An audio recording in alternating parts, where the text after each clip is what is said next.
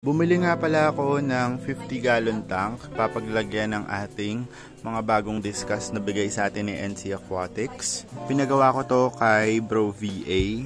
Thank you VA kasi gabi ko lang sinabi sa'yo tapos kinabukasan nandito na yung tank ng umaga. Nagawa nyo na agad, grabe.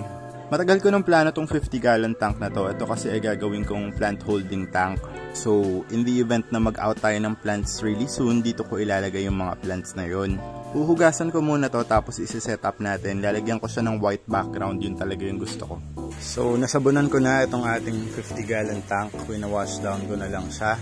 Tapos, after this, spray paint ko na yung gilid niya ng puti.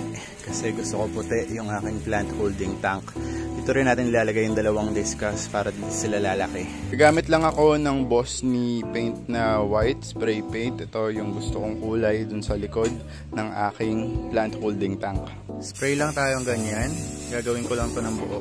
First coating is done. Patsi-patsi pa siya. Pero okay lang yan. Mag second coating pa naman tayo. So now, na-set up ko na yung isa pang 50-gallon tank dito sa tabi ng isa pang 50-gallon tank para dun sa mga discus na bigay sa atin ni NC Aquatics.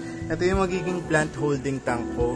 Pero dyan ko na rin papalakihin yung discus. So pinili ko magkaroon ng white background para neat siya tingnan. Para mag-pop yung color ng ating mga plants. Pinupuno ko na ng tubig yung ating 50-gallon tank na papaglagyan ng ating mga discus and gagawin nating plant holding tank. Naglagay ako ng dalawang sponge filter dyan. Lalagyan ko ng G-clamp mamaya. And syempre, naglagay ako ng startup concentrated nitrifying bacteria. This instantly starts the aquarium cycle. Though luma na yung aking mga sponge, pero this is a really good booster para sa ating mga isda and para sa beneficial bacteria dito sa ating 50-gallon tank.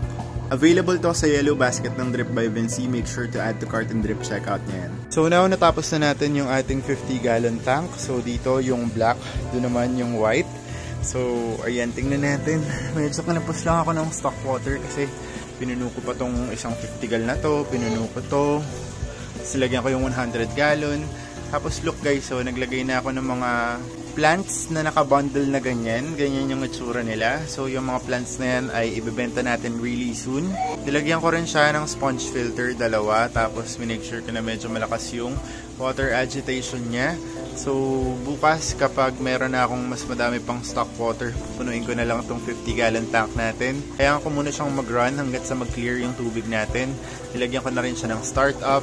Soon, pag ready na tong 50-gallon tank natin, dito natin ilalagay yung dalawang discus natin from NC Aquatics.